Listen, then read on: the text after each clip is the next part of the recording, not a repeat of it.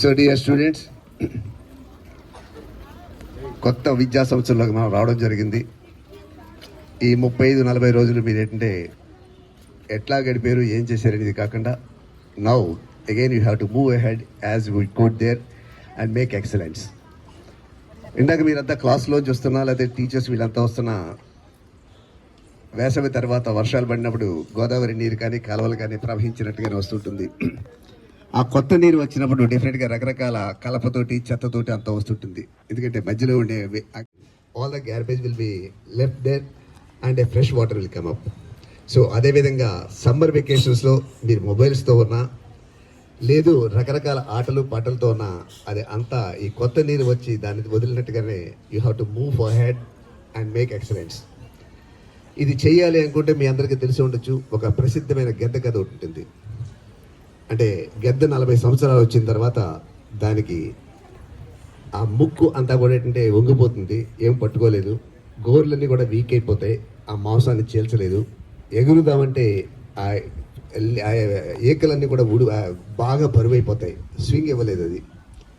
So అప్పుడు ఆ గెద్ద ఏం చేస్తుందంటే బాగా ఎత్తైన పర్వతం మీదకి వెళ్ళి ఆ ముక్కుని అటు ఇటు ఆ రాతి మీద రాస్తూ ఆ పాత ముక్కు ఊడే వరకు కూడా అట్లాగా ఎంత పెయిన్ వచ్చినా సరే అట్లాగా ఆ పాత ముక్కు ఊడిపోయే వరకు అట్లా కృషి చేస్తుంది.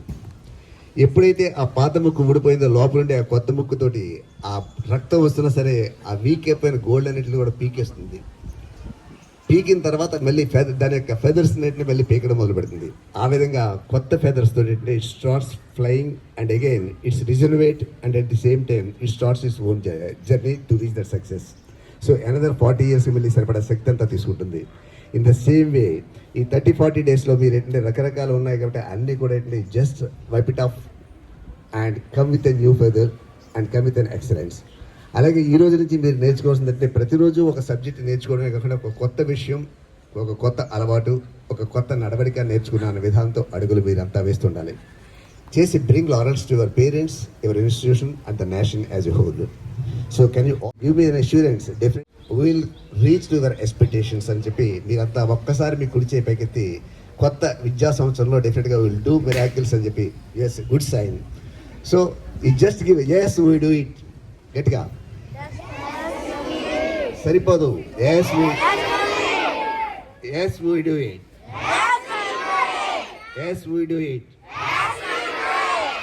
So faculty members, wherever you are, you also give an assurance. Definitely we will discharge our duties. Yes, we do it. Yes, we do it. Your teachers. Yes, we do it. Yes, we do it. Thank you once again. I wish you all the very best and go with cheers and at the same time get the more enlightenment and don't waste even a 1 minute. And ee roju kotta gadandi repu cheddam ani kadu. Every minute is valuable to us.